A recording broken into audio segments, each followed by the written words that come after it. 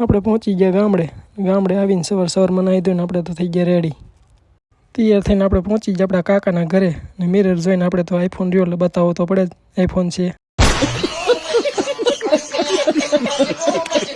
બપોરે ખાઈ પીને થઈ ગયા ફ્રી ને આપને આવતી હતી ઊંઘ.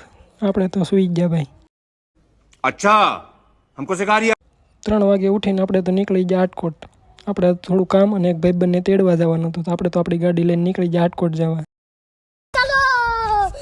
આપણે પહોંચી ગયા આટકોટ તો આ ભાઈબંધ તો હોસ્પિટલેથી એવી રીતે હિલો હતો જાણે આ હોસ્પિટલનો માલિક હોય ભાઈ પોતે.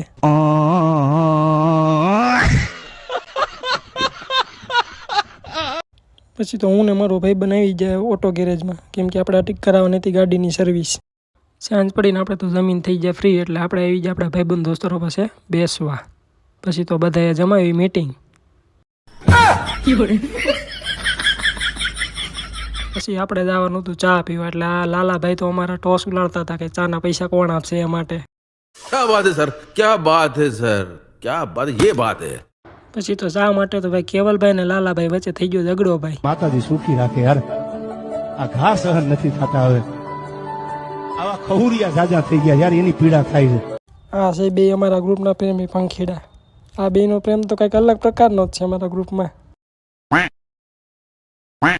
પછી તો બધા મિત્રો મળીને નીકળી ગયા બાઇક લઈને ચા પીવા. પહોંચી ગયા હાટકોટ ને આ બધા એક પછી એક રકાબી લઈને ઉપાડી લીધો ચા. બધા વસાડા થઈને 50 લીટર ચા પી ગયા.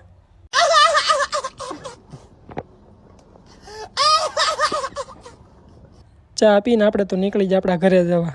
બસ આજનો બ્લોગ અહીંયા જ પૂરો કરીએ. મળીએ નવા બ્લોગમાં.